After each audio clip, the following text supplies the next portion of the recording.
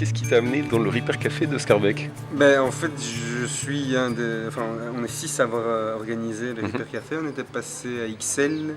C'était le premier qui était ouvert à Bruxelles. Ben, ça fait un an, c'était en septembre l'année passée que eux avaient ouvert. On avait été et je dois avouer que moi je m'attendais à avoir deux pelés, trois tondus. Et c'était blindé de monde. Et vraiment, alors on a aidé ce jour-là. On a Jérôme, par exemple, qui est balèze en électro, ben, a commencé à réparer, etc., etc. Et on s'est dit, ouais, il faudrait qu'on fasse ça dans le coin aussi. Et donc on avait ce local-ci, ce local-ci, disons qu'on savait qu'on pouvait peut-être l'utiliser pour.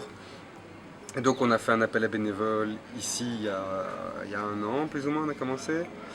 Et on a ouvert notre premier Hyper Café, la première session en avril l'année passée. Donc c'est la neuvième Ok. qu'on fait. Et ça, vraiment, ça marche super bien. On voit que c'est vraiment Comment terrible. t'expliques ça?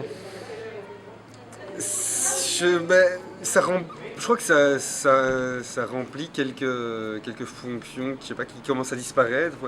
Le Repair Café, c'est pas uniquement réparer. Enfin, je dirais, forcément, on est là pour lutter contre l'obsolescence programmée, contre le gaspillage. Ça, c'est vraiment forcément un des points qui- pour lesquels nous on veut se battre parce que tout ce qu'on jette, ça nous horripile. Mais il y a quand même aussi disons, comment dire, un point de lien social. On veut vraiment que là aussi les gens se retrouvent et discutent ensemble, etc. Par exemple, des fois on nous demande de réparer des choses à domicile, mais ça on refuse. C'est pas dans le concept. Le concept c'est de venir aussi partager un moment avec d'autres, etc. Et le troisième point c'est de réparer aussi ensemble et d'apprendre à réparer. Alors évidemment des fois en électro c'est pas on va pas apprendre à redémonter ou à démonter, à tout refaire, un poste de radio, une télé, un écran plat, etc.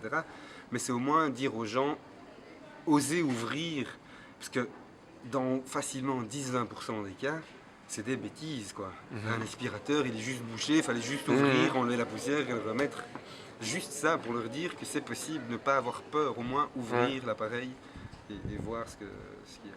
Voilà. Ok. Et toi, qu'est-ce que tu préfères ouvrir? Ton domaine de compétence, c'est quoi? C'est les bières.